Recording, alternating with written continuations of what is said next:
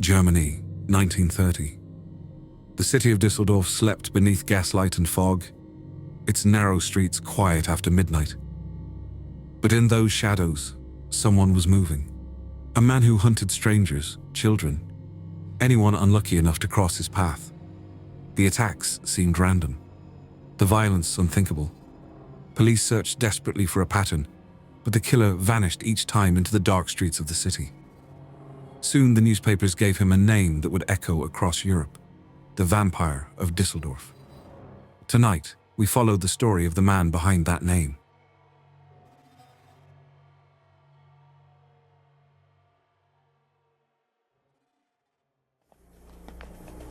He didn't look like a monster.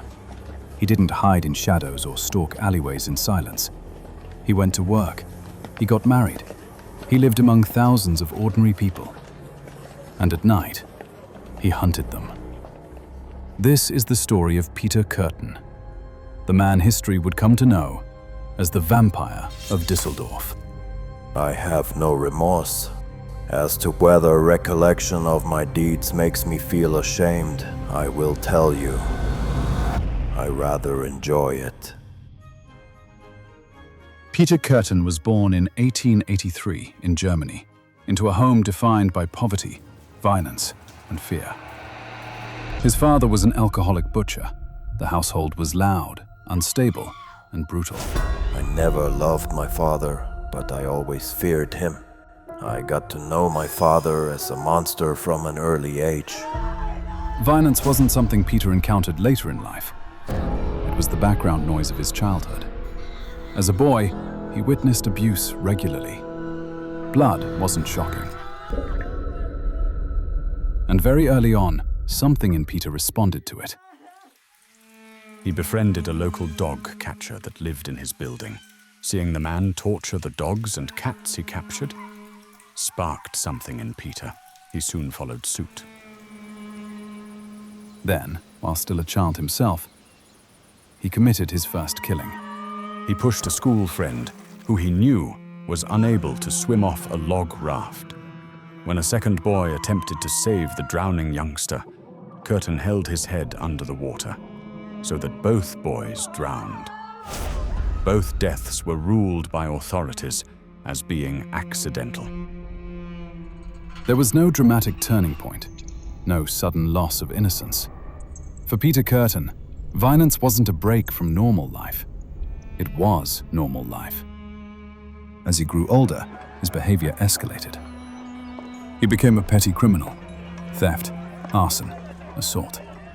He cycled in and out of reform schools and prisons. Authorities believed incarceration would correct him. Instead, it gave him time. Time alone. Time to think. Time for his fantasies to evolve. By his early 30s, Peter Kürten had committed his first confirmed adult murder during a burglary. Christine Klein, a 9-year-old child. The act didn't frighten him. It clarified something. He later described feeling calm, as if something inside him had finally aligned. I traveled to the child's grave many times just to handle the soil. More petty crimes and prison followed again. But prison didn't erase his urges, it refined them. When Kurten was released, something terrifying happened. He blended in. He moved to Düsseldorf. He found work. He met a woman named Auguste. They married. To neighbors, Peter Kürten was quiet but polite, hardworking, unremarkable.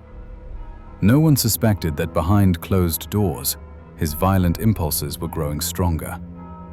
By 1929, they could no longer be contained. That year, Düsseldorf began to change. People were attacked at random. Men, women, children. Some were stabbed, some were beaten, some were strangled. I derived an extreme sense of gratification from the general disgust, repulsion, and outrage I overheard in the conversations about my activities. The attacks weren't frantic, they weren't emotional, they were deliberate. Peter Kürten wasn't killing out of anger. He wasn't lashing out. He was experimenting. He later admitted that he was fascinated by the moment life left the body, by the sounds, by the stillness. In some attacks, he attempted to drink his victim's blood. The press seized on the details, and soon, a name spread across Germany: the Vampire of Düsseldorf. Fear gripped the city. Parents pulled children indoors before sunset. People avoided parks, riverbanks, empty streets. Police worked relentlessly, but there was no clear pattern. The victims were too different. The methods varied. It felt random, and that was exactly how Kurten wanted it. He followed the investigation closely. He read the newspapers. He listened to rumors. He enjoyed the confusion. But serial killers aren't caught because they stop. They're caught because they make mistakes. One of Kurten's victims survived an attack and later wrote a detailed letter describing her assailant. She mailed it. The letter ended up in police hands, and suddenly, details aligned. Timing, locations, behaviors. For the first time, the chaos formed a shape. Peter Kürten was soon identified as a suspect. Peter Kürten? When police approached him, he didn't flee, he didn't panic. He cooperated, and when confronted with evidence, he confessed. Not emotionally, not defensively, methodically. He admitted to dozens of attacks and murders. He explained them calmly, as if recounting a routine. Psychiatrists examined him extensively. They searched for insanity. They didn't find it. Peter Kürten understood right from wrong. He understood the consequences of his actions. He simply didn't care. At trial, the courtroom listened in stunned silence as his crimes were detailed. There were no outbursts, no remorse. When asked if he felt guilt, Kurten reportedly said, I feel understood. In 1931, he was sentenced to death. Peter Kürten was executed by guillotine. Witnesses noted his composure to the end. His final question wasn't about forgiveness. It wasn't about redemption. Tell me, after my head is chopped off, will I still be able to hear, at least for a moment, the sound of my own blood gushing from the stump of my neck? That would be the pleasure to end all pleasures. Even then, he was curious. Peter Kürten wasn't a myth. He wasn't a monster, hiding under a bed or lurking in the dark. He was a husband, a worker, a neighbor, a murderer, and the first studied sexual serial killer. If you dare to meet Peter Kürten face to face, just travel to Wisconsin's Ripley's Believe It or Not. After his execution, he was opened in the search for answers. None was found.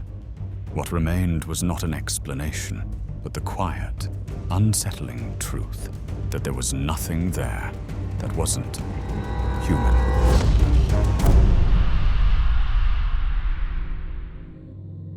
This has been a ViceCrusade Nightfall Edition. If you enjoy quiet explorations of history's darker stories, consider subscribing. And until next time, good night.